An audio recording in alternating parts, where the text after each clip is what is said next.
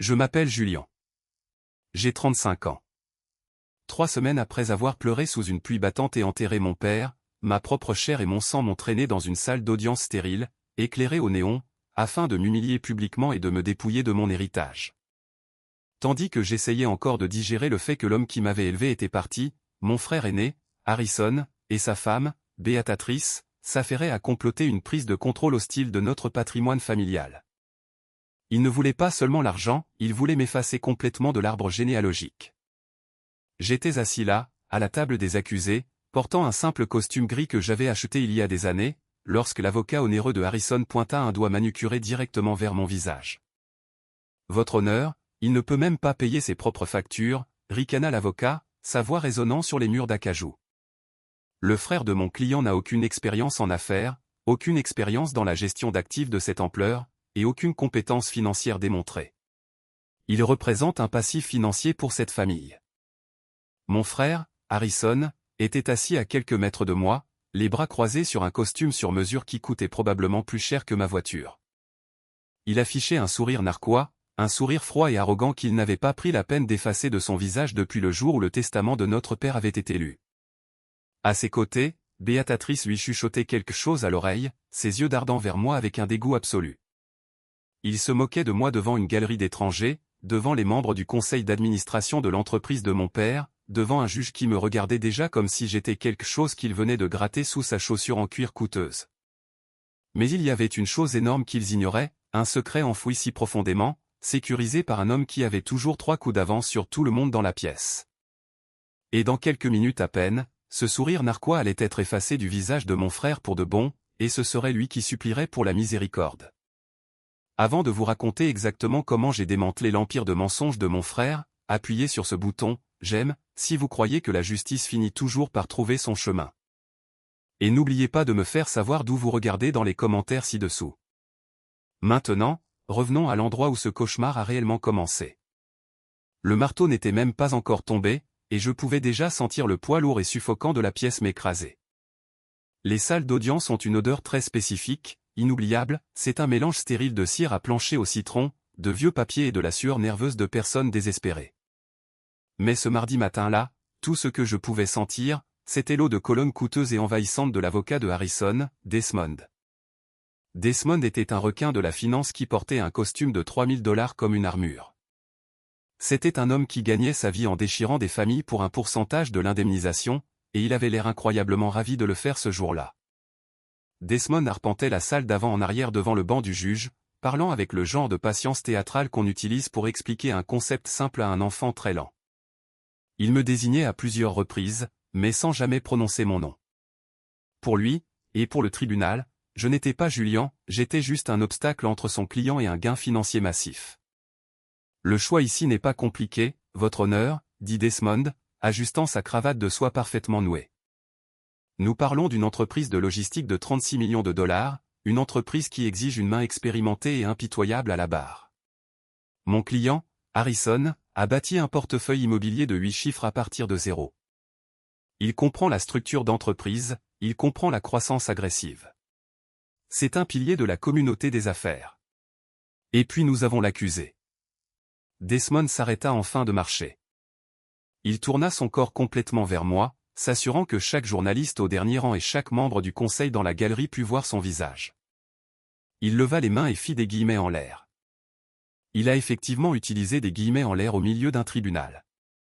L'accusé a passé les 15 dernières années à vivre d'un salaire gouvernemental. Il n'a aucun investissement dans le secteur privé, il ne possède aucune propriété. Il n'a même pas de régime de retraite 401K standard qui corresponde au niveau le plus bas de nos employés d'entrepôt. Il loue un petit appartement, il conduit une vieille berline. Comment ce tribunal peut-il faire confiance à un homme qui vit au jour le jour pour un patrimoine de cette ampleur? Le juge Kensington se pencha en avant. C'était un homme plus âgé, aux cheveux argentés et au visage qui semblait avoir été taillé dans du granit. Il avait probablement présidé une centaine de litiges familiaux amers comme celui-ci, et on pouvait voir, à l'affaissement détendu de ses épaules, qu'il avait clairement déjà pris sa décision. Il me regarda par-dessus le bord de ses lunettes de lecture. Je le vis balayer mon costume bon marché, ma coupe de cheveux militaires courte et les cernes profondes sous mes yeux. Je n'avais pas dormi depuis 3 jours. J'avais pris un vol de nuit brutal, me précipitant directement de l'aéroport à ce tribunal. Je ressemblais exactement à l'homme fatigué et vaincu que Harrison voulait que le juge voie. Je ne tressaillis pas, je ne soupirai pas. Je ne tendis même pas la main vers le verre d'eau glacée posé sur la table en bois rayée devant moi, même si ma gorge me semblait tapissée de papier de verre. 15 ans de service dans des environnements à enjeux élevés, où un seul mot mal prononcé pouvait coûter des vies humaines, m'avaient appris une leçon très importante: l'immobilité est une arme. Lorsque vous restez parfaitement immobile sous un tir nourri, les gens ne savent pas quoi faire de vous.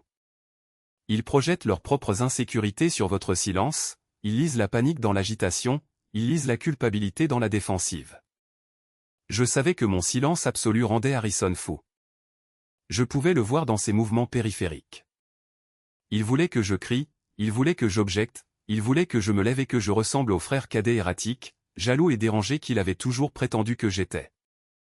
Votre honneur, continua Desmond, sa voix dégoulinant d'une condescendance insupportable.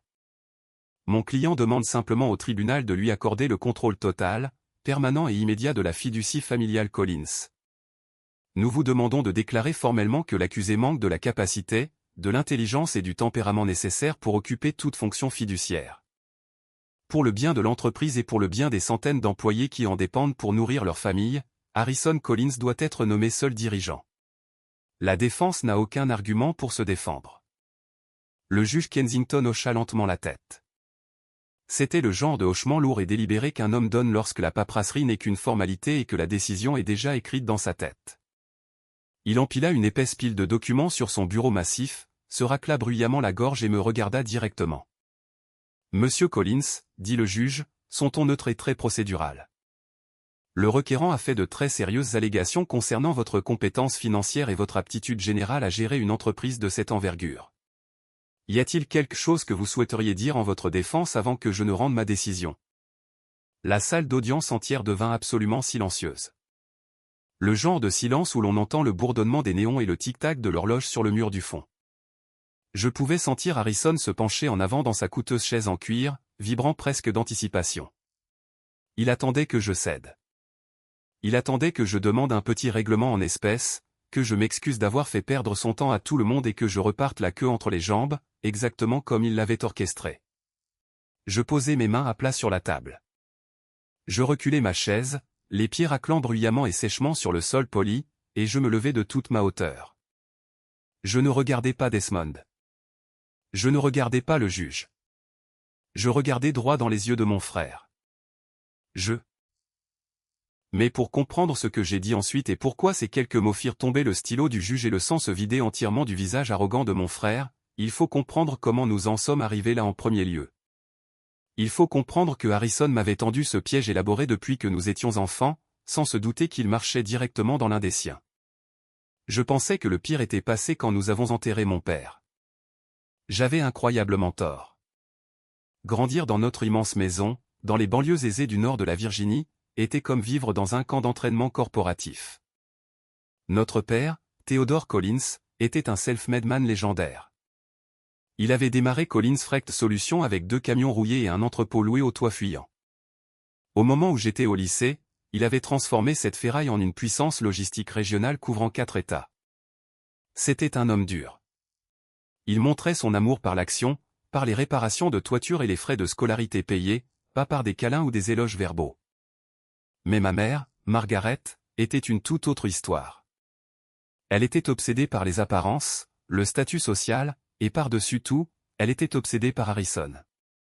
Harrison avait 3 ans de plus que moi, et dès le moment où il a pu marcher et parler, il fut l'enfant prodige. Il était bruyant, charismatique et ambitieux de manière agressive. Il savait comment manier une pièce avant l'âge de 12 ans.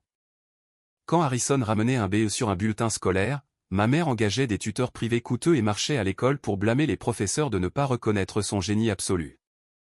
Quand je ramenais des A, c'était simplement attendu. « Ne fais pas d'histoire, Julian, disait-elle, me frôlant dans le couloir pour aller regarder l'entraînement de baseball de Harrison.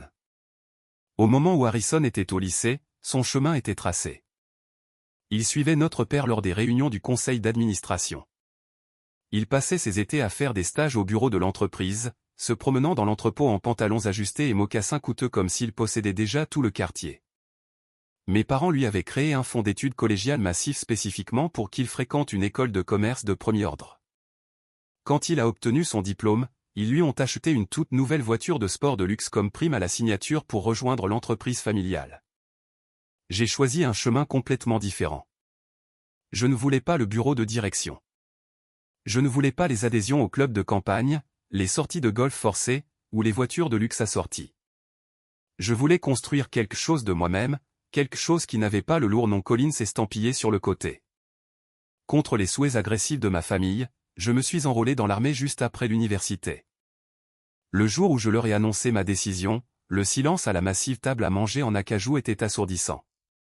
Ma mère a pleuré de vraies larmes, m'accusant d'embarrasser intentionnellement la famille devant leurs riches amis du club de campagne. Harrison a juste ri. C'était ce rire aigu, moqueur et dédaigneux que j'entendrais résonner dans ma tête pour le reste de ma vie. « Laisse-le partir, maman », avait dit Harrison, coupant son steak saignant sans même prendre la peine de me regarder. Julien n'a de toute façon pas le cran pour les vraies affaires. Il veut juste porter un uniforme et prendre des ordres de quelqu'un d'autre. Il ne sait que saluer. Plus sûr comme ça. Moins de responsabilité. Mon père n'a pas dit un seul mot. Il m'a juste regardé depuis le bout de la table, ses yeux calculants, mesurant quelque chose que personne d'autre dans la pièce ne pouvait voir. Pendant les 15 années suivantes, j'ai été le fantôme de la famille Collins. Pendant que Harrison développait agressivement l'entreprise, obtenait des contrats majeurs et achetait des biens immobiliers locaux pour ses propres projets secondaires, j'étais déployé à l'étranger. J'ai manqué des dîners de Thanksgiving, j'ai manqué des Noëls, j'ai manqué des anniversaires, des jubilés et l'accumulation lente de souvenirs familiaux normaux. Chaque fois que je parvenais à obtenir un congé et à rentrer chez moi pour les vacances, la dynamique toxique était toujours exactement la même. Je me souviens d'un Thanksgiving en particulier, avec une grande clarté. J'avais 28 ans, physiquement et mentalement épuisé par un déploiement exténuant de 9 mois. Nous étions assis autour de la table à manger, entourés de verres en cristal et de plats en argent. Harrison avait récemment épousé Béatrice, une femme qui traitait la richesse comme un sport de compétition extrême. Alors, Julien, avait dit Béatrice, faisant tournoyer son vin rouge coûteux et me regardant comme si j'étais un cas de charité. Tu fais toujours ton petit boulot gouvernemental ? Harrison vient de conclure une énorme propriété immobilière commerciale en centre-ville. C'est tellement courageux de ta part de survivre avec un salaire gouvernemental de base. Je ne sais pas comment les gens font, honnêtement. Découper des coupons chez Walmart doit être absolument épuisant. Harrison gloussa chaleureusement, passant son bras lourd derrière sa chaise. Laisse-le tranquille, Béatrice. Quelqu'un doit faire le sale boulot dans la société. Tout le monde n'est pas fait pour le bureau de direction. Nous avons besoin de soldats, tout comme nous avons besoin de concierges. Je serrai ma fourchette jusqu'à ce que mes jointures blanchissent, mais je continuai simplement à manger ma dinde. Je ne me défendis pas. Je ne leur dis pas que mon petit boulot gouvernemental impliquait la gestion d'énormes opérations multinationales de chaînes d'approvisionnement soutenant des forces déployées dans 2 théâtres extrêmement hostiles. Je ne leur dis pas que j'étais personnellement responsable de la sécurisation des routes logistiques qui déplaçaient des milliards de dollars en équipement, ou que des généraux avec de nombreuses étoiles sur leurs épaulettes recherchaient activement mon briefing avant de faire le moindre mouvement. Je gardais la bouche fermée parce qu'essayer de prouver ma valeur à des gens qui étaient passionnément déterminés à me méprendre était une perte d'énergie totale. Lorsque notre mère est décédée d'une bataille soudaine et brutale contre le cancer, la division n'a fait que s'élargir et devenir beaucoup plus vicieuse. J'ai réussi à obtenir un congé d'urgence, rentrant en Virginie juste à temps pour les funérailles. Je suis arrivé en uniforme de cérémonie parce que je n'avais littéralement pas eu le temps d'emporter un costume noir. Béatrice a passé toute la veillée à chuchoter à ses amis riches à quel point il était incroyablement inapproprié et égoïste de ma part d'utiliser les funérailles de ma mère pour exhiber mes médailles. Harrison a orchestré l'événement entier comme s'il s'agissait d'un gala de réseautage à enjeux élevés. Il a serré des mains, il a recueilli de la sympathie, il s'est magnifiquement positionné comme le fils tragique et dévoué qui maintenait la famille ébranlée. J'étais au fond de l'église, j'ai rendu hommage à la femme qui ne m'avait jamais vraiment vu, et je suis retourné à ma base 24 heures plus tard. Pour le monde extérieur et pour Harrison, j'étais le fils froid qui avait abandonné sa famille. Mais il y avait un énorme secret que Harrison ignorait. Un secret que mon père m'avait demandé de garder strictement entre nous. Mon père et moi n'avons jamais cessé de nous parler. Cela a commencé quelques années après mon enrôlement. Mon téléphone sonnait à 2 ou 3 heures du matin, heure locale. C'était toujours Théodore. Au début, les appels étaient brefs et maladroits. Il demandait le temps qu'il faisait, si je mangeais correctement, mais ensuite les conversations ont changé radicalement. Il a commencé à me poser des questions hypothétiques complexes sur la logistique. Il demandait comment l'armée gérait les perturbations massives de la chaîne d'approvisionnement lors de conditions météorologiques extrêmes. Il posait des questions sur les cadres de responsabilité avec des entrepreneurs étrangers louches. Il posait des questions sur la diversification des fournisseurs et l'évaluation agressive des risques. Au début, je n'y ai pas prêté beaucoup d'attention. Je pensais qu'il était simplement un homme vieillissant et solitaire, essayant de trouver un terrain d'entente avec son fils éloigné. Mais au fil des ans, les questions sont devenues hyper spécifiques. Il me lisait des clauses de contrat réels. Il me guidait à travers des propositions de conseils hautement confidentiels. Julian, dit-il un soir de l'année 2019, sur une connexion satellite grésillante, Harrison veut étendre nos transporteurs régionaux. Il a trouvé une nouvelle entreprise. Les chiffres ont l'air incroyables sur le papier, 30% de frais généraux en moins. Il veut signer un accord d'exclusivité de 5 ans demain matin. Mon père me lut les termes spécifiques. J'étais assis sur mon lit de camp, dans une tente en toile à l'autre bout du monde, fixant le plafond, faisant les calculs complexes dans ma tête. Je reconnus immédiatement la structure. Ne le signe pas, papa, lui dis-je catégoriquement. C'est un jeu de coquilles. Ils chargent le rabais en supprimant entièrement l'assurance responsabilité civile. Si l'un de leurs chauffeurs provoque un carambolage catastrophique ou si un envoi de matière dangereuse se répand, Collins Frecht est totalement exposé. Ils perceront le voile corporatif et ils prendront absolument tout ce que tu possèdes. Le profil de risque est insensé. Il y eut un long et lourd silence à l'autre bout de la ligne. Je pouvais entendre le léger tintement de son whisky coûteux contre le verre. Harrison n'a pas vu ça, dit mon père doucement. Harrison ne regarde que la marge bénéficiaire, répondis-je. Il ne regarde jamais le rayon d'explosion. Le lendemain matin, mon père annula l'accord. Harrison fit une crise de colère absolue au bureau. Il hurla sur le conseil d'administration, accusant notre père d'être vieux, paranoïaque et effrayé par la croissance moderne. Harrison n'a jamais su pourquoi notre père avait soudainement coupé les ponts. Il n'a jamais su qu'un soldat assis dans un désert à 3000 miles de là venait de sauver l'empire familial d'une faillite totale. Il y eut des dizaines d'appels comme celui-là au fil des ans. Harrison construisait la croissance agressive de l'entreprise, s'attribuant tout le crédit public et toutes les énormes primes, mais c'était moi qui protégeais les fondations dans l'ombre. Je n'ai jamais demandé un sou, je n'ai jamais demandé de reconnaissance publique. La dernière fois que j'ai parlé à mon père, sa voix était effroyablement faible. La grave maladie cardiaque qu'il avait cachée au conseil d'administration était finalement en train de gagner la bataille. Julian, souffla-t-il lourdement dans le téléphone. Harrison est imprudent. Il pense que le monde lui doit tout, juste parce qu'il le veut. Je sais, papa. J'ai pris des dispositions, dit-il, sa voix tombant à un murmure rude et désespéré. Les choses vont devenir extrêmement laides quand je serai parti. Harrison va venir te chercher. Il va essayer de tout prendre. Je me fiche de l'argent, papa. Laisse-le l'avoir. Il ne s'agit pas de l'argent, claqua mon père, un bref éclair de son ancien feu terrifiant revenant. Il s'agit de protéger les innocents qui travaillent pour cette entreprise. Il s'agit de ne pas laisser l'arrogance détruire 40 ans de mon sang et de ma sueur. Le moment venu, ne discute pas avec lui. Ne le combats pas dans la boue. Laisse-le creuser sa propre tombe. La vérité parlera d'elle-même. Je n'ai pas pleinement compris ce qu'il voulait dire, pas avant le jour où j'ai vu son lourd cercueil descendre dans la terre froide et que j'ai réalisé que mon frère avait déjà commencé à creuser. La guerre pour l'Empire Collins avait officiellement commencé, et j'étais entièrement désarmé. Ou du moins, c'est ce qu'il pensait. La terre sur la tombe de mon père était encore meuble lorsqu'Harrison lança son assaut. Notre père n'était pas un homme pour les spectacles grandioses, donc les funérailles furent relativement modestes. Juste la famille immédiate, quelques employés de longue date qui aimaient sincèrement le vieil homme, et Gideon, l'avocat aux cheveux argentés qui gérait les affaires de la famille Collins depuis plus de 2 décennies. Gideon se tenait près du fond du cimetière sous un parapluie noir, serrant une lourde mallette en cuir. J'ai remarqué ses yeux se tourner vers Harrison à plusieurs reprises avec un regard de profonde inquiétude contenue. J'étais revenu en congé d'urgence.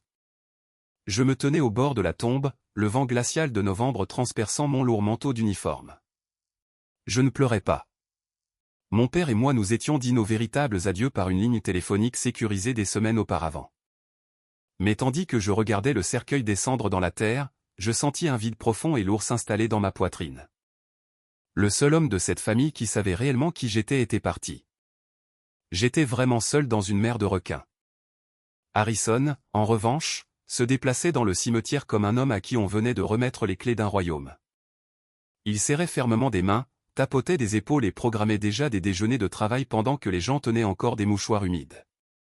Béatrice se tenait à ses côtés, vêtue d'une robe noire de créateur qui semblait plus adaptée à un cocktail qu'à des funérailles, regardant autour d'elle pour voir qui les observait pleurer. Dans les 48 heures suivant l'enterrement, la prise de contrôle hostile commença officiellement. Harrison n'attendit pas le tribunal des successions. Il n'attendit pas une lecture formelle du testament. Utilisant son statut de cadre supérieur au conseil d'administration, il s'installa instantanément comme dirigeant par intérim du patrimoine et PDG par intérim de Collins Frecht. Il déplaça sa coûteuse chaise en cuir dans le bureau d'angle de notre père. Il changea les lourdes serrures en laiton sur la porte. Il modifia agressivement les mots de passe des serveurs, bloquant quiconque pourrait remettre en question son autorité. Et puis, il s'en prit directement à moi. Pendant des années, mon père avait maintenu une petite distribution automatique de la fiducie familiale pour Harrison et moi. Ce n'était pas une somme d'argent massive, mais c'était un flux constant destiné à compenser les dépenses de base. Pour moi, vivant à Washington DC avec un salaire militaire strict, c'était le tampon essentiel qui me permettait de louer un appartement décent et de rembourser mes prêts étudiants en cours sans me noyer. C'était un filet de sécurité silencieux. 5 jours après les funérailles, je suis allé à l'épicerie. J'ai rempli mon chariot, fait la queue et glissé ma carte de débit. La machine a bipé agressivement, refusé.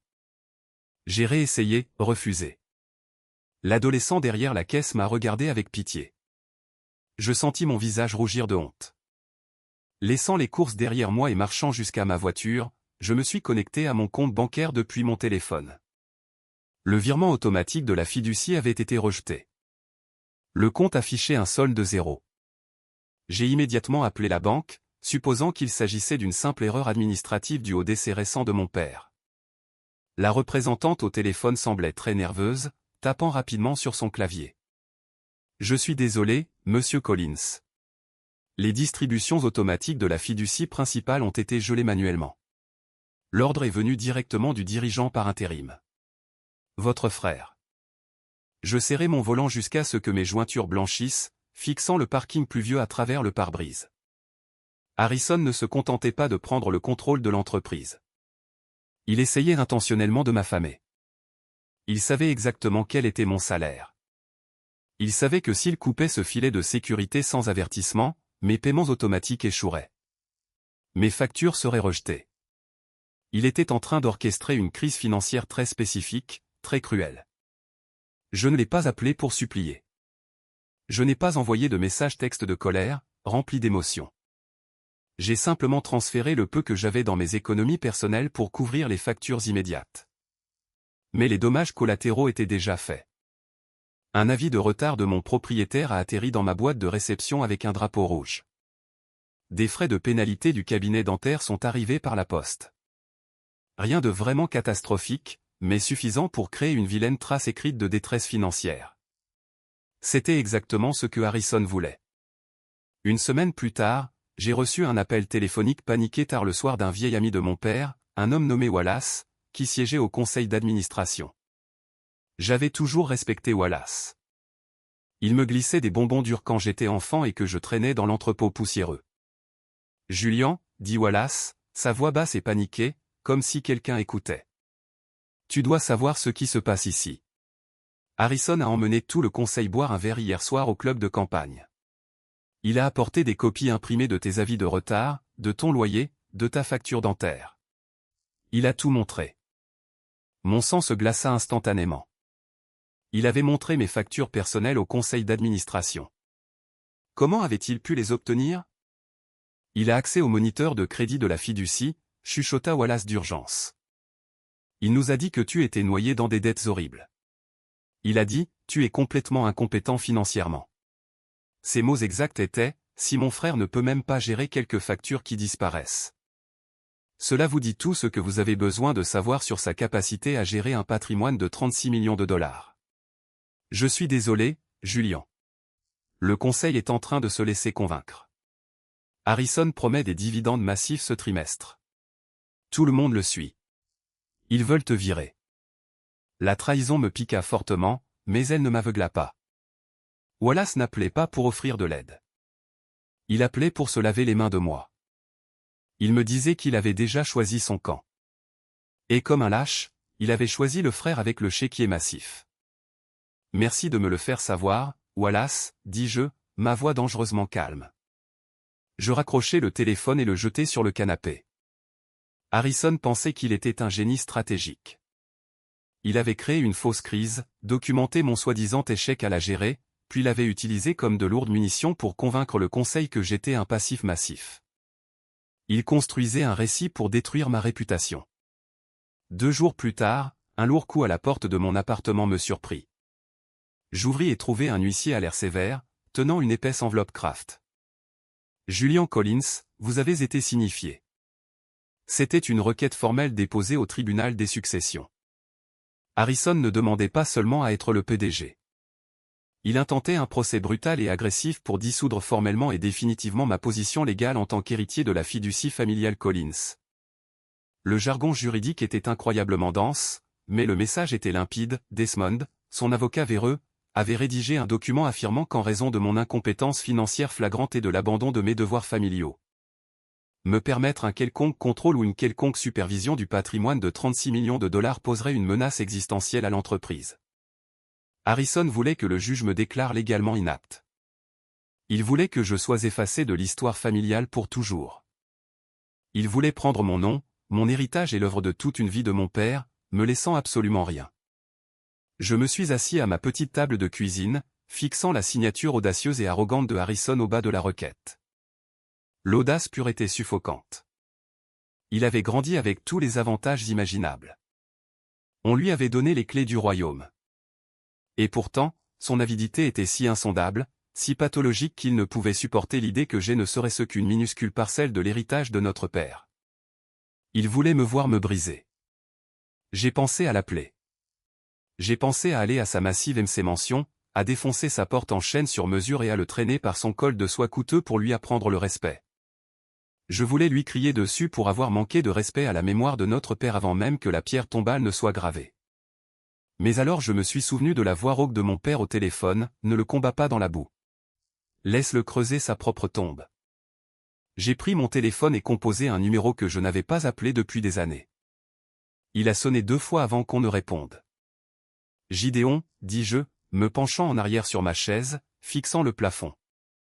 Mon frère vient de me poursuivre en justice. Il y eut un soupir lourd et épuisé à l'autre bout de la ligne. Je sais, Julian. J'ai été informé ce matin par le greffier du tribunal. Peux-tu t'absenter du Pentagone? Tu dois venir à mon bureau aujourd'hui. Il y a quelque chose que tu dois absolument voir. Je pensais savoir ce qui allait arriver, mais je n'avais absolument aucune idée de la profondeur du plan de mon père. Le cabinet d'avocats de Gideon était situé dans un immeuble de grande hauteur élégant du centre-ville, surplombant les eaux grises de la rivière Potomac. Les murs étaient tapissés de lourdes bibliothèques en chêne, et l'air à l'intérieur sentait légèrement les cigares coûteux et les vieux livres reliés en cuir. Quand je suis entré, Gideon n'a pas offert un sourire poli ni proposé une boisson. Il avait l'air sombre, fatigué et profondément sérieux. Il a verrouillé la lourde porte en bois derrière moi, s'est dirigé vers les stores pour les fermer, et m'a fait signe de m'asseoir dans l'un des fauteuils en cuir surdimensionné faisant face à son bureau massif. Julian, commença Gideon, joignant fermement les mains sur le bureau. Ce que je m'apprête à vous dire est strictement confidentiel. Cela va à l'encontre de la procédure successorale standard, mais votre père m'a donné des instructions très spécifiques, très agressives avant de décéder. Des instructions que je suis légalement tenu de suivre. Je me penchai en avant, posant mes coudes sur mes genoux, mon cœur battant un peu plus vite. Des instructions sur quoi? Le testament? Gideon déverrouilla son tiroir de bureau inférieur avec une petite clé en laiton et en sortit un épais dossier de couleur crème. Il y a 4 ans, votre père a complètement restructuré l'ensemble de son patrimoine. Il n'a pas simplement rédigé un simple testament. Il a placé tout, l'entreprise, l'immobilier, les actifs liquides, les 36 millions de dollars, dans une fiducie familiale très complexe. Je connais la fiducie, dis-je, sentant une pointe de frustration. Harrison est le dirigeant par intérim. C'est exactement pourquoi il a pu geler mes comptes et m'affamer. Mot-clé, intérim, corrigea Gideon sèchement, levant un doigt. Votre père savait que l'énorme ego de Harrison le pousserait à s'emparer du pouvoir à la seconde même de son départ. Il a permis à Harrison d'avoir une autorité temporaire au jour le jour juste pour maintenir les camions en marche et la paix. Mais cette autorité n'a jamais été destinée à être permanente. Et elle était fortement conditionnelle. Je fronçai les sourcils, essayant de naviguer dans la dense manœuvre juridique. Conditionnelle à quoi? Gideon glissa une enveloppe secondaire, beaucoup plus petite, hors du dossier principal. C'était un épais papier parchemin scellé avec un lourd seau de cire rouge, intact. Je reconnus immédiatement cette cire.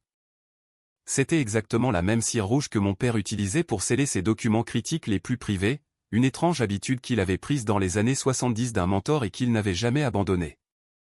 La fiducie nomme un fiduciaire successeur permanent, expliqua Gideon doucement, tapotant son doigt sur la cire. Quelqu'un qui détient une autorité finale absolue sur l'ensemble du patrimoine, supplantant complètement le rôle intérimaire de Harrison. Quelqu'un qui peut le renvoyer, dissoudre ses actifs ou fermer ses projets parallèles d'une seule signature. Mais votre père a scellé cette désignation. Il a inséré une clause de déclenchement spécifique dans la fiducie. Cette lettre et la véritable identité du successeur ne devaient être ouvertes et exécutées qu'en cas de litige juridique formel concernant le contrôle du patrimoine.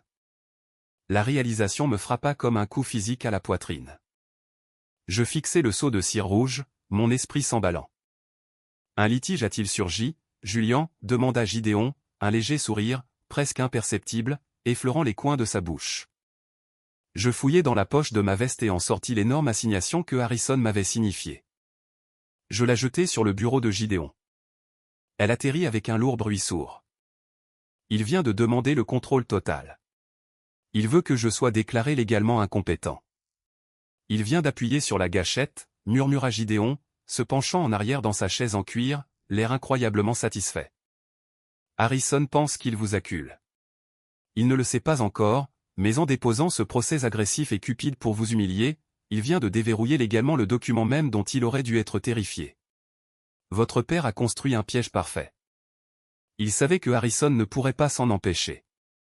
Il savait que l'avidité de Harrison forcerait cela hors du conseil d'administration et dans un tribunal. Je sentis un calme étrange et glaçant m'envahir tout le corps.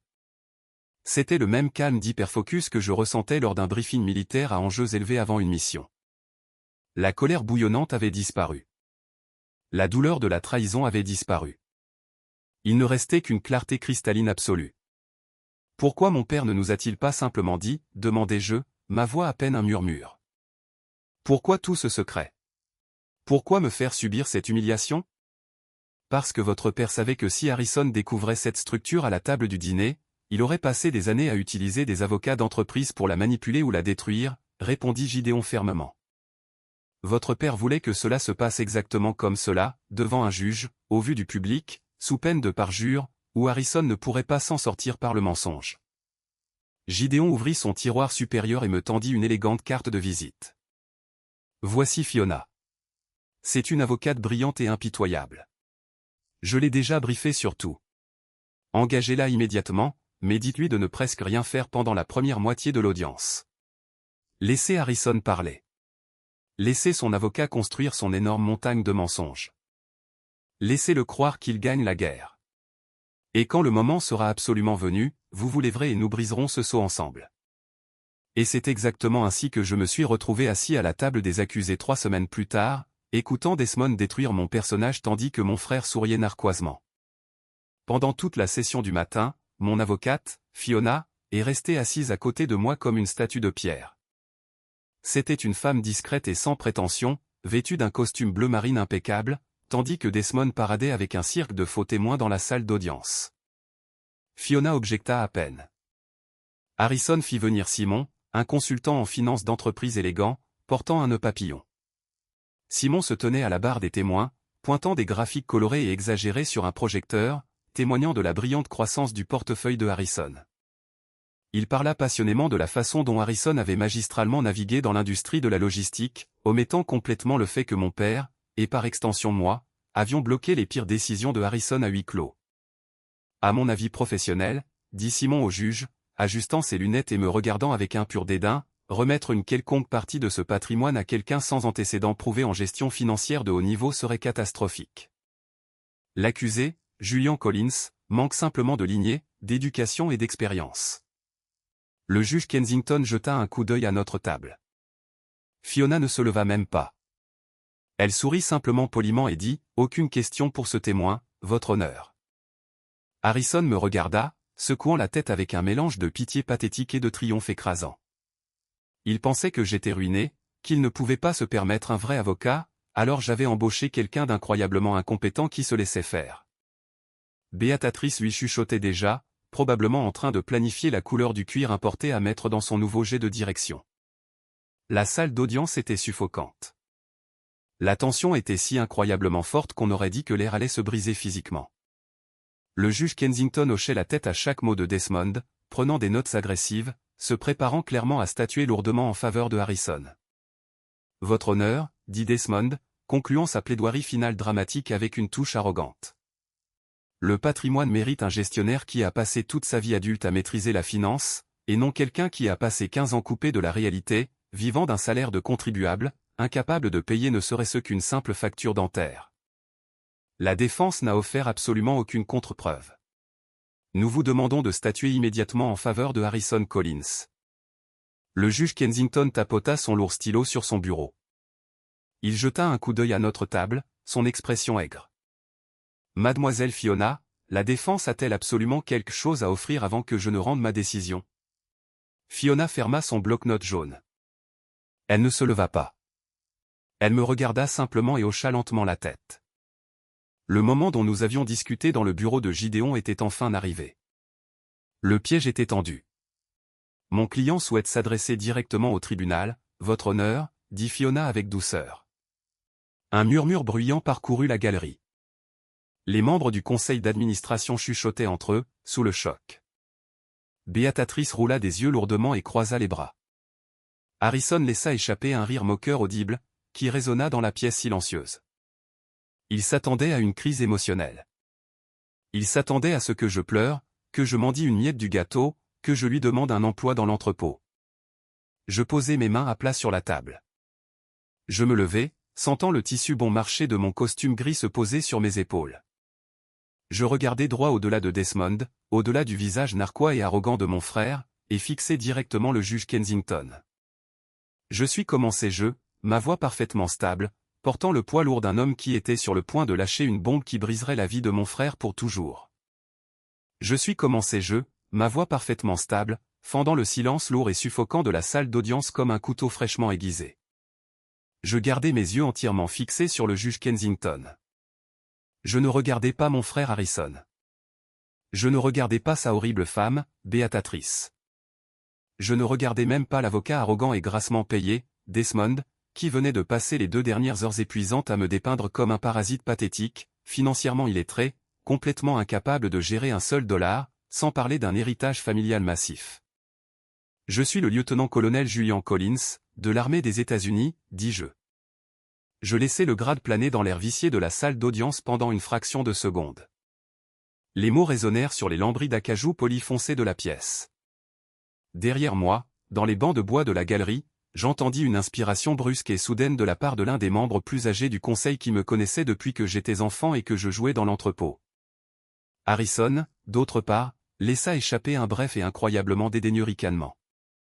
Il roula même des yeux comme si je venais d'annoncer que j'étais le gérant d'un fast-food local. Il se pencha et chuchota quelque chose à l'oreille de Desmond, un sourire suffisant et incroyablement irritant jouant sur ses lèvres. Pour Harrison, l'armée n'était qu'une poubelle pour les gens qui ne pouvaient pas survivre dans le monde impitoyable des affaires.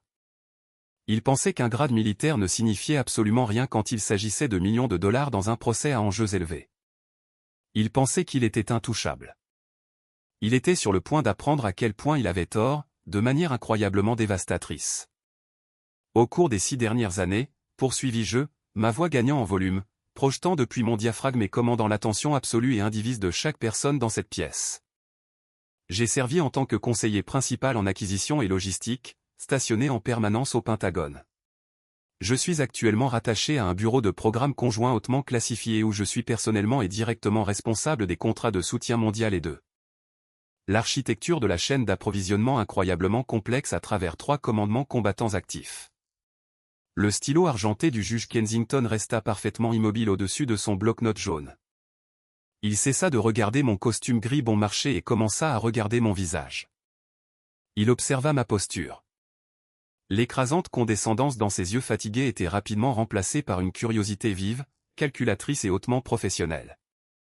Avant mon affectation actuelle au Pentagone, déclarai-je, me tenant droit, les épaules carrées, apportant la discipline rigide et absolue d'un briefing militaire de haut niveau dans cette salle d'audience civile tranquille. J'ai passé 4 années intenses à superviser complètement les opérations multinationales de la chaîne d'approvisionnement. Ces opérations soutenaient directement les forces militaires américaines et alliées déployées dans 2 théâtres hostiles distincts et très volatiles. Mon travail quotidien n'implique pas de faire de la paperasse, votre honneur.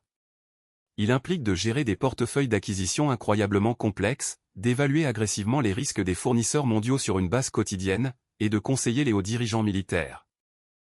Des généraux avec plusieurs étoiles sur leur collet, sur les allocations budgétaires critiques. Je pris une inspiration lente et délibérée, m'assurant que mes prochains mots frapperaient la pièce avec la force imparable d'un train de marchandises en fuite. Ces allocations budgétaires spécifiques, votre honneur, dépassent 11 milliards de dollars annuellement. La salle d'audience devint complètement, terrifiante, silencieuse. On aurait pu entendre tomber une épingle sur le tapis.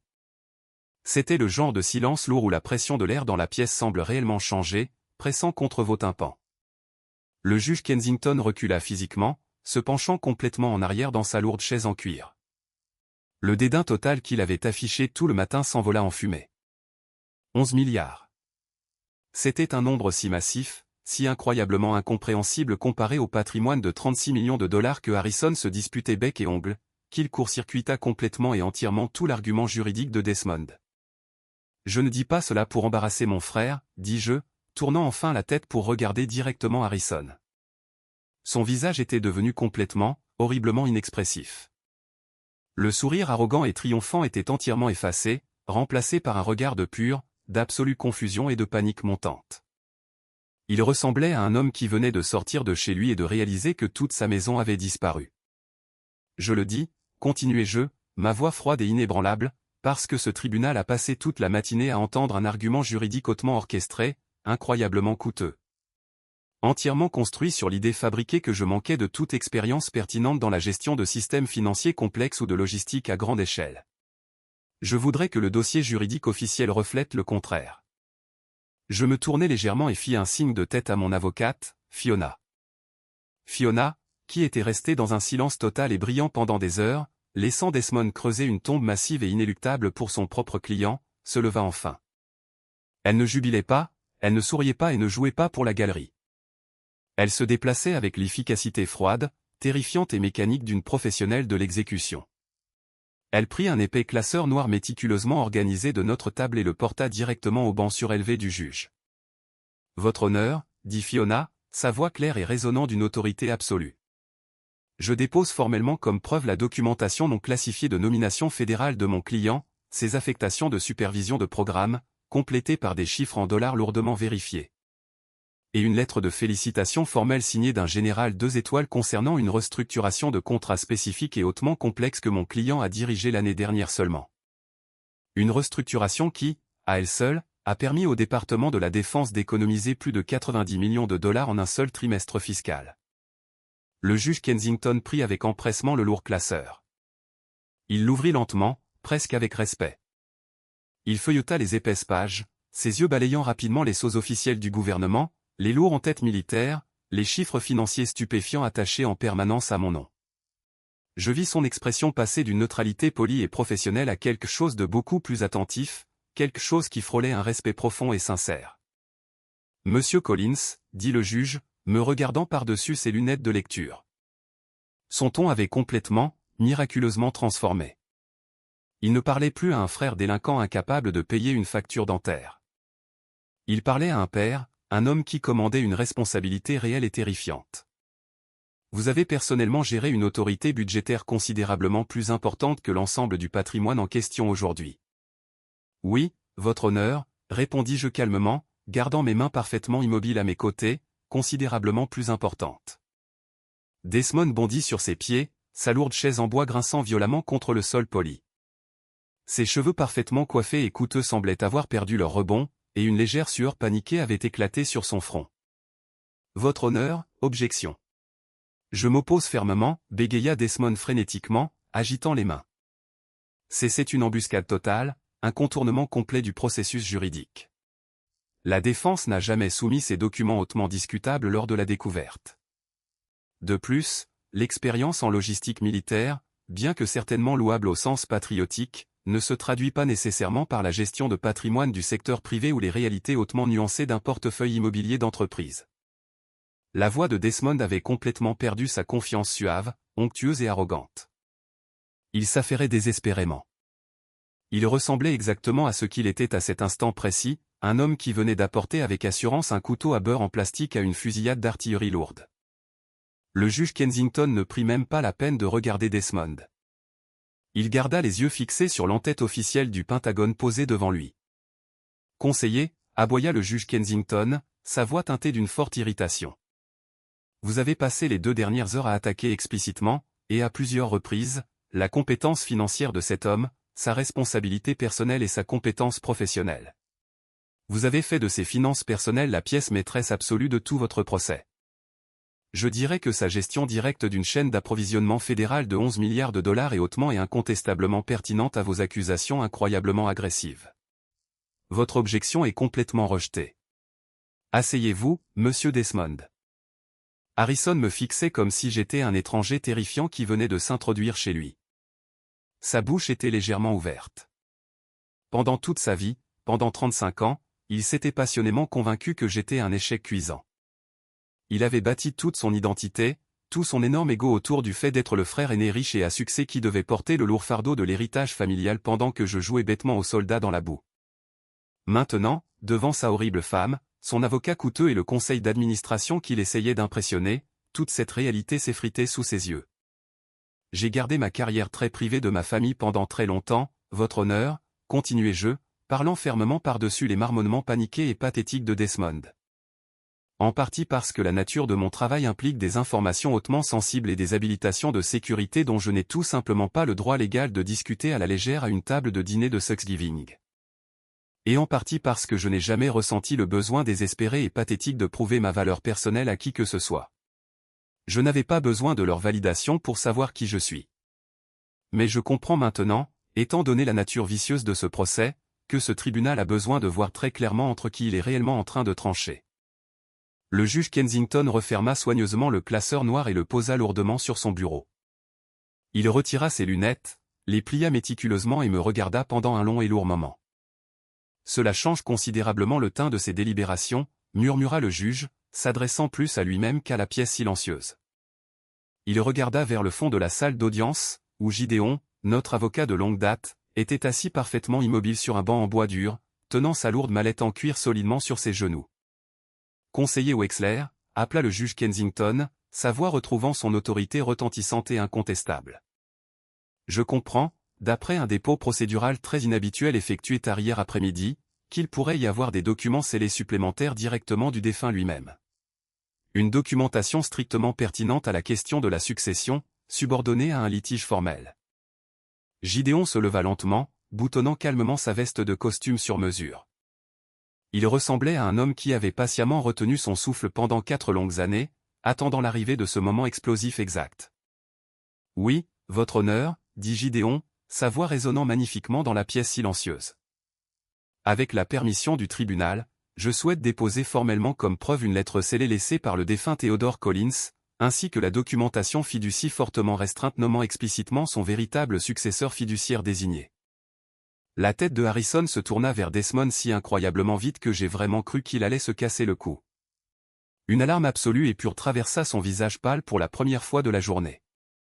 Quelle lettre scellée demanda Harrison, sa voix se brisant bruyamment, abandonnant complètement tout décorum de la salle d'audience. Desmond, de quoi diable parle-t-il? Personne ne m'a dit un seul mot à propos d'une lettre scellée de mon père. C'est un coup monté. Le juge Kensington saisit son lourd marteau en bois et le claqua. Le craquement violent et aigu fit taire Harrison instantanément. Monsieur Collins, vous contrôlerez absolument vos accès de colère dans ma salle d'audience, où je demanderai au huissier de vous faire expulser immédiatement. Il semble qu'il y ait beaucoup de choses sur les véritables intentions de votre père que vous ignoriez entièrement et qui n'ont pas encore été révélées dans cette pièce. Monsieur Wexler, vous pouvez apporter les documents. Le piège s'était officiellement refermé. Harrison y avait marché, complètement aveuglé par sa propre arrogance toxique et sa cupidité insatiable. Mais le pire restait à venir. Gideon descendit l'allée centrale de la salle d'audience avec une dignité lente, mesurée et indéniable.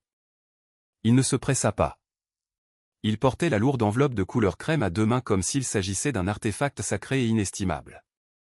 Quand il arriva enfin devant, il ne la remit pas immédiatement à l'huissier qui l'attendait.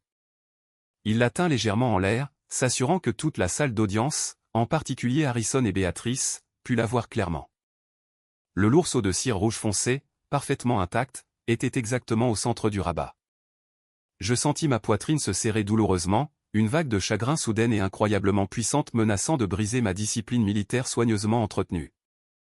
J'avais vu mon père presser sa lourde bague de chevalière en laiton dans la cire chaude et dégoulinante une centaine de fois pendant mon enfance.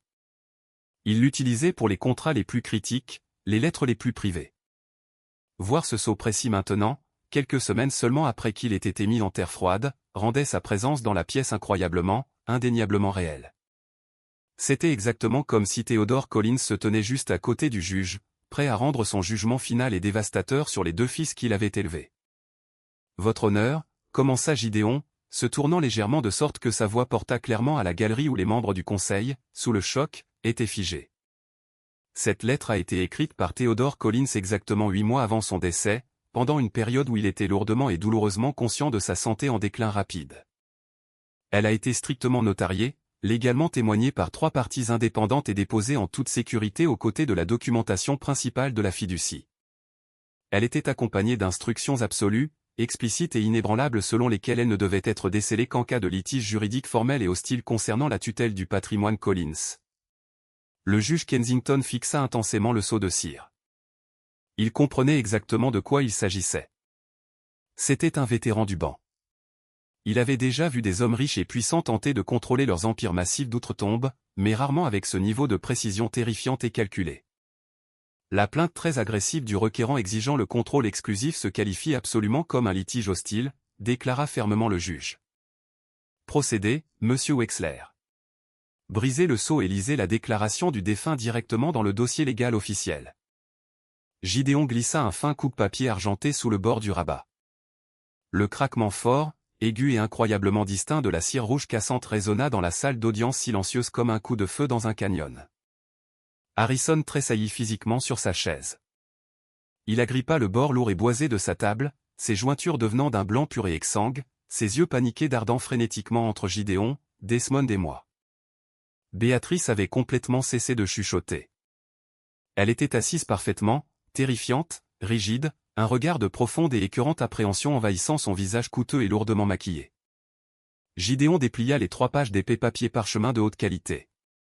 Je pouvais clairement voir l'écriture familière, agressive et penchée vers l'avant de mon père d'où je me tenais. Gideon se racla la gorge, ajusta ses lunettes de lecture et commença à lire à voix haute les derniers mots dévastateurs de mon père. À quiconque lit ceci dans une salle d'audience, lut Gideon, sa voix stable, résonnante et portant le fantôme indéniable de l'autorité de mon père. Je tiens à dire d'abord que si ma famille a atteint ce point tragique spécifique, je suis profondément déçu, bien que connaissant mon fils aîné, je ne sois pas entièrement surpris. J'ai construit Collins Frecht Solutions à partir de rien. Je l'ai construite parce que je croyais qu'un effort incessant, une intégrité sans compromis et une vision claire importaient bien plus que là où l'on commençait dans la vie. J'espérais désespérément élever 2 enfants qui comprendraient qu'un héritage familial est une responsabilité massive à protéger, et non un prix brillant à se disputer comme des chiens sauvages se battant pour un os dans la terre. Il semble qu'au moins l'un de mes fils ait eu besoin d'une leçon beaucoup plus forte, beaucoup plus dure. En réalité, La mâchoire de Harrison se serra si incroyablement fort que je pensais sincèrement que ses dents pourraient se briser sous la pression. Il regardait droit devant lui les boiseries vierges du banc du juge, refusant agressivement de me regarder, refusant de regarder les membres du conseil d'administration assis juste derrière lui qui s'accrochaient maintenant à chaque mot. Harrison, continua Gideon de lire, et entendre le nom de mon frère sur le ton sévère et réprimandant de mon père fit instantanément geler l'air de la pièce. Tu as toujours possédé des instincts extraordinaires et indéniables pour la croissance corporative. Tu as vu des opportunités financières lucratives avant quiconque dans la pièce. Et une grande partie de ce que cette entreprise de logistique est devenue au cours des 15 dernières années est indéniablement due à ton ambition agressive. J'en suis fier et je veux que tu le saches clairement, car je ne pense pas l'avoir dit assez de mon vivant. Pendant une fraction de seconde microscopique, les épaules tendues de Harrison se détendirent légèrement. Il voulait désespérément, pathétiquement, que ce soit une lettre de louange. Il voulait que ce soit son couronnement final et glorieux devant ses pairs. Mais mon père était loin d'avoir terminé. Mais l'ambition sans retenue morale, sans empathie, devient quelque chose de très, très dangereux, lut Gideon, son ton se durcissant considérablement. Au fil des ans, je t'ai vu traiter les vastes ressources de cette entreprise comme une extension personnelle de ton propre ego massif, plutôt que comme quelque chose que tu étais simplement chargé de protéger au nom des centaines d'employés travailleurs qui en dépendent pour leur survie même. Tu es devenu arrogant. Tu es devenu imprudent. Tu as commencé à regarder ta propre chair et ton sang, ton propre frère, non pas comme un membre de ta famille, mais comme un concurrent pathétique à écraser et à humilier. La pièce était si incroyablement silencieuse. Je pouvais clairement entendre le faible bourdonnement vibrant de la climatisation au plafond. Julian, lut Gideon, et entendre mon propre nom me frappa beaucoup plus fort que prévu. Le souffle se coinça dans ma gorge. Tu ne m'as jamais rien demandé. Ni quand tu t'es enrôlé dans l'armée contre les souhaits furieux de ta mère. Ni quand tu as dû retourner à une vie difficile et dangereuse que personne d'entre nous ne comprenait vraiment. Et certainement pas pendant les longues années silencieuses où je t'appelais à des heures tardives et étranges de la nuit, te demandant des conseils stratégiques que j'étais simplement trop fier d'admettre au conseil que j'en avais besoin. Un grand halètement collectif et audible balaya la galerie. Desmond tourna brusquement la tête pour regarder Harrison avec une incrédulité totale, mais Harrison ressemblait à quelqu'un qui venait d'être frappé de plein fouet par un camion Mack. Ses yeux étaient grands ouverts, fixant le vide. Tu m'as donné une honnêteté absolue et brutale à chaque fois, sans jamais demander ce que cela te coûterait ou ce que tu pourrais en tirer, lut Gideon. Il y a eu un important contrat d'expédition régionale en 2019 qui aurait pu coûter à cette entreprise absolument tout ce que nous avions jamais construit. Harrison l'a poussé sans relâche.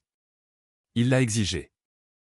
Julian, assis dans une tente en toile à 3000 miles de là, sans aucun enjeu financier dans le résultat, m'a dit exactement ce qui n'allait pas avec les clauses de responsabilité cachées. Et il avait absolument raison. Harrison a construit la croissance agressive de l'entreprise. Mais Julian l'a protégée d'elle-même encore et encore, complètement sans crédit et sans une seule plainte. Desmond s'enfonça physiquement dans sa coûteuse chaise en cuir, se frottant lourdement les tempes. Il savait que c'était entièrement fini.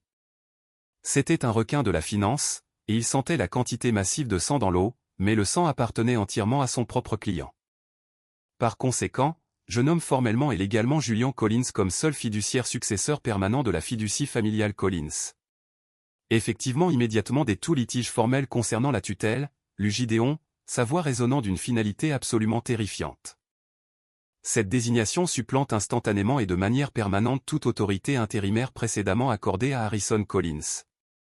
Julian aura l'autorité pleine, finale et incontestée sur tous les actifs de la fiducie, y compris, mais sans illimité, Collins Frecht Solutions, toutes les propriétés immobilières commerciales, tous les portefeuilles d'investissement et tous les comptes liquides.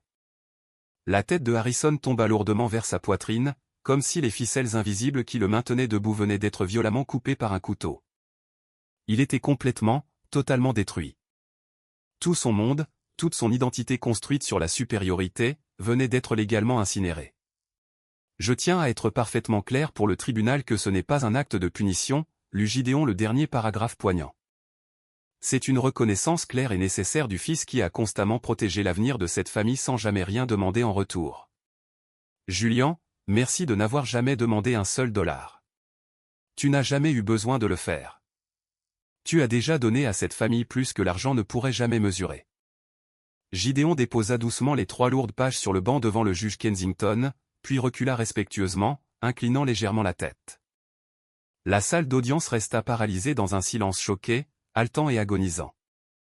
Le juge Kensington lut méticuleusement l'amendement de la fiducie notariée lui-même, vérifiant soigneusement les dates, les signatures des témoins et les lourds sceaux juridiques. Son expression était complètement illisible alors qu'il parcourait laborieusement chaque page, s'assurant que chaque exigence légale était parfaitement, indéniablement remplie. Béatatrice se pencha et siffla quelque chose de vicieux et paniqué à l'oreille de Harrison, lui agrippant le bras. Mais Harrison ne réagit même pas.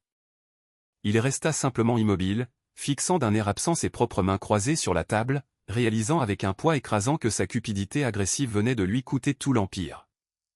Je ne me sentais pas triomphant. Cela me surprit profondément, debout là, au milieu de cette salle d'audience silencieuse. Je venais d'hériter du contrôle absolu de 36 millions de dollars. Je venais d'anéantir légalement le frère aîné qui avait passé toute une vie à essayer de détruire mon estime de soi. Mais tout ce que je ressentais était un chagrin profond, refaisant surface, car entendre la véritable voix de mon père dans cette lettre rendait son absence permanente physiquement réelle à nouveau, d'une manière que les funérailles n'avaient pas faite. Mettons une pause. Merci d'être resté avec moi jusqu'ici. Vous êtes vraiment incroyable. S'il vous plaît, aidez-moi en aimant la vidéo et en commentant le numéro ainsi dessous, pour que je sache que vous avez été là avec moi jusqu'à ce point. Cela aide non seulement plus de gens à découvrir cette histoire, mais cela me fait aussi savoir que mes expériences signifient quelque chose pour quelqu'un. Votre soutien est la plus grande motivation pour moi de continuer à partager le reste de ce voyage. Maintenant, laissez-moi vous raconter ce qui s'est passé lorsque le juge a réalisé que mon frère n'était pas seulement un intimidateur arrogant, il était un criminel désespéré et bâclé. Le juge Kensington releva enfin la tête de la lourde pile de documents. Il les rangea soigneusement, posa fermement ses mains sur son bureau et fixa son regard entièrement sur mon frère.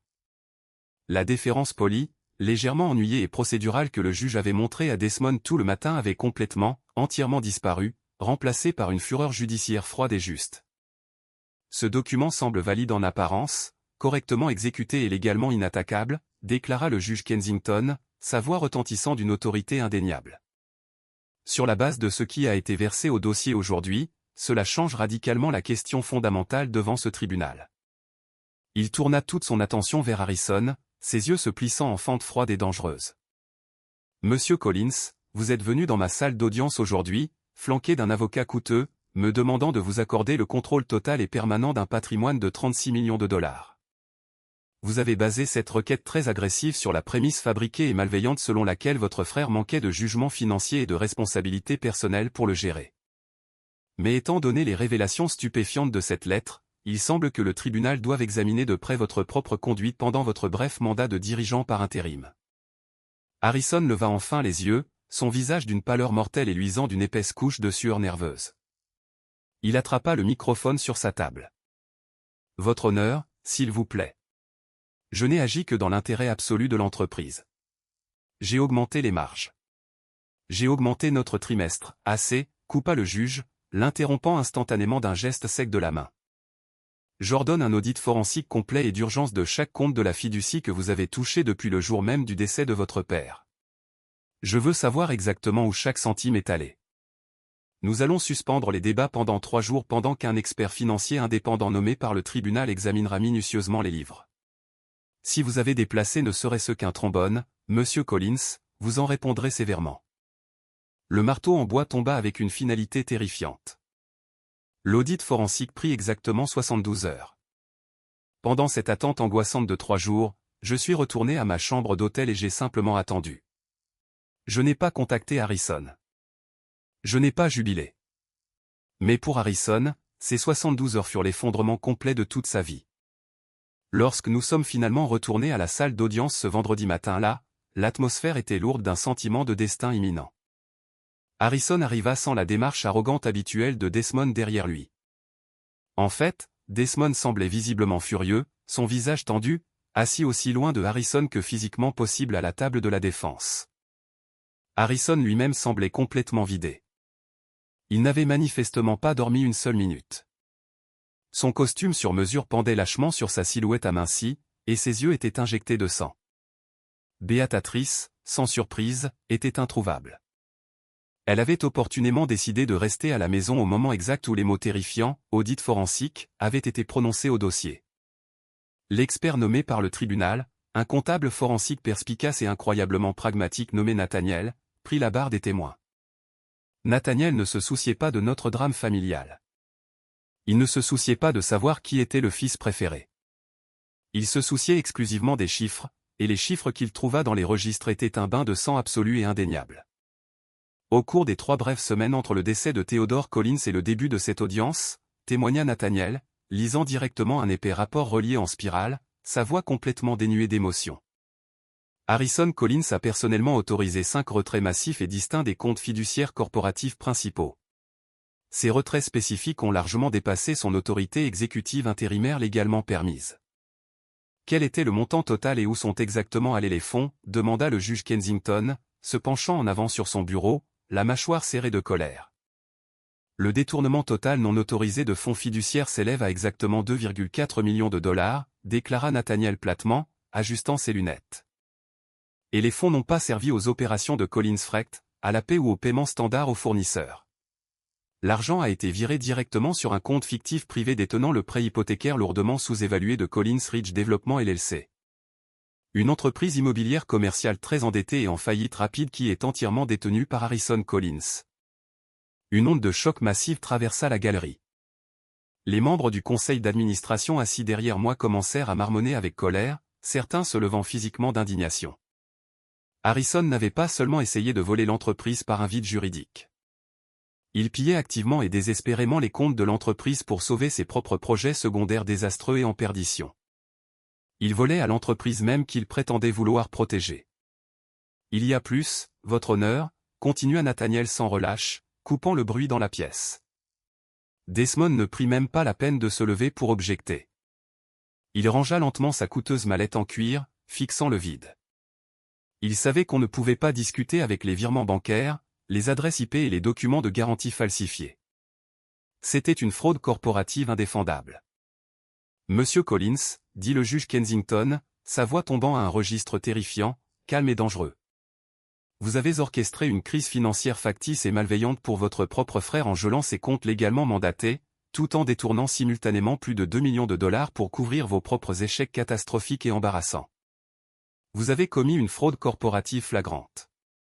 Et puis, vous avez eu l'incroyable audace de vous présenter dans ma salle d'audience et de me demander de vous aider à achever le vol. Harrison tenta désespérément de parler, agrippant le microphone, mais seul un son pathétique, rauque et étouffé sortit de sa gorge. Il me regarda, ses yeux implorant une bouée de sauvetage qui n'existait pas. Avec effet immédiat, déclara le juge, sa voix résonnant puissamment sur les murs. Je retire de manière permanente et irrévocable à Harrison Collins toute autorité exécutive au sein de la fiducie familiale Collins et de toutes les entités associées.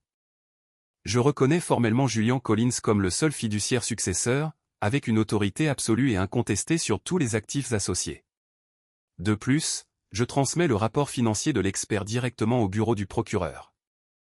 Vous faites face à de graves accusations criminelles indéniables pour fraude par virement bancaire et manquement à l'obligation fiduciaire. Monsieur Collins, la séance est entièrement levée. Le lourd marteau en bois claqua comme un fouet. Tout était fini. Le vaste empire de mensonges était complètement brisé et le véritable héritier silencieux était enfin aux commandes. Je me tournai lentement. Je ne ressentais aucune pitié pour lui, mais je ne ressentais plus non plus ce désir ardent et dévorant de vengeance. Je me sentais juste fatigué. Fatigué du drame. Fatigué de l'avidité. Je ne savais pas, murmura Harrison, baissant les yeux vers les marches froides en béton, absolument incapable de croiser mon regard. Il n'avait pas de réponse. Il regarda simplement ses mains tremblantes. Les mêmes mains qui avaient signé avec confiance les virements frauduleux pour voler l'héritage de notre père. Dans les semaines intenses qui suivirent, je pris le contrôle total et sans compromis de Collins Frecht Solutions. Je n'ai pas jubilé. Je n'ai pas tenu de conférence de presse. Et je n'ai pas organisé une fête d'entreprise massive. Au lieu de cela, j'ai appliqué la même discipline militaire structurelle impitoyable que j'utilisais au Pentagone pour nettoyer l'énorme désordre toxique de mon frère. J'ai ordonné un audit indépendant, extrêmement agressif, de haut en bas, de chaque division de l'entreprise. J'ai fait venir une équipe de conformité militaire externe pour examiner méticuleusement tous les contrats avec les fournisseurs. En un mois, j'ai découvert que Harrison avait discrètement suspendu la participation de l'employeur au compte de retraite 401K des travailleurs de l'entrepôt, juste pour gonfler illégalement ses marges bénéficiaires trimestrielles et déclencher ses propres primes de direction. J'ai réinstauré le financement de la retraite immédiatement, remboursant chaque dollar dû aux travailleurs, avec intérêt, à partir des comptes exécutifs gelés de Harrison. Je me suis assis personnellement avec les directeurs logistiques de l'installation de Baltimore, l'entrepôt même que Harrison avait failli perdre à cause d'un prêt bancaire douteux. Je n'ai pas utilisé de jargon d'entreprise poli. Je les ai regardés directement dans les yeux, leur ai dit exactement ce qui s'était passé et leur ai garanti que leurs emplois et leurs pensions étaient totalement sécurisés. Ils ne se souciaient pas que je porte un costume bon marché au lieu d'une Rolex. Ils respectaient profondément le fait que je protégeais leur famille. Quant à Harrison, je ne l'ai pas envoyé en prison fédérale, bien que j'aurais pu le faire légalement d'un simple appel au procureur. Au lieu de cela, j'ai discuté avec le procureur et négocié un accord de restitution massif et accablant. Harrison a été légalement contraint de liquider complètement sa précieuse LLC immobilière, de vendre sa massive MC Mention et de remettre les clés de ses voitures de luxe juste pour rembourser les 2,4 millions de dollars qu'il avait volés à la fiducie. Je l'ai gardé au sein de l'entreprise, mais je l'ai dépouillé de tout pouvoir exécutif, de tout titre et de tout prestige. Je lui ai donné un poste de bureau de niveau intermédiaire au département de l'acheminement régional, relevant directement d'un gestionnaire qui était autrefois son subordonné. Chaque transaction qu'il effectuait était étroitement surveillée. Je ne l'ai pas fait juste pour l'humilier. Je l'ai fait parce que mon père avait passé 40 ans à croire désespérément au potentiel de Harrison, et je voulais donner à mon frère une dernière chance épuisante de gagner sa vie grâce à un travail honnête et acharné. 2 semaines après que la poussière se soit enfin retombée, j'ai mis en place un PDG expérimenté, hautement qualifié et farouchement loyal pour gérer les opérations quotidiennes de Collins Frecht, et je suis retourné au Pentagone. Je suis retourné au rythme calme et discipliné de ma carrière militaire. Je suis retourné au briefing hautement classifié, aux milliards de dollars en planification logistique mondiale, et à la vie que j'avais entièrement bâtie selon mes propres termes. Je supervise maintenant la fiducie familiale à distance, examinant les rapports trimestriels et m'assurant que la fondation reste incassable. Je pense souvent à mon père, surtout dans les moments calmes et solitaires tard dans la nuit, quand le monde s'arrête de bouger. Il n'a jamais vu comment cela se terminait. Il n'a jamais vu le visage de Harrison lorsque le seau de cire rouge a été brisé dans cette salle d'audience. Mais alors que je me tiens dans mon bureau, regardant le Pentagone, je réalise qu'il n'avait pas besoin de le voir. Il savait déjà exactement comment cela se déroulerait. Il n'a jamais douté de moi. Pas une seule fois, pendant toutes ces longues années de silence, de distance et d'incompréhension. Il a simplement attendu patiemment le moment exact où la vérité parlerait enfin d'elle-même. Parfois, la plus grande et la plus terrifiante force que l'on puisse montrer est le silence absolu face au mépris pur. Laissez-les vous sous-estimer complètement. Laissez-les construire leur empire massif de mensonges. Parce que quand la fondation est pourrie, tout ce que vous avez à faire est de rester ferme, d'attendre le moment parfait et de la regarder s'effondrer entièrement sous son propre poids. Avez-vous déjà vécu quelque chose de similaire avec votre propre famille? Avez-vous déjà été poussé à bout par quelqu'un qui a complètement sous-estimé votre valeur, pour ensuite les voir enfin réaliser exactement à qui ils avaient affaire? Partagez votre histoire dans les commentaires ci-dessous, et n'oubliez pas d'aimer et de vous abonner pour ne pas manquer le prochain voyage. Merci de votre écoute.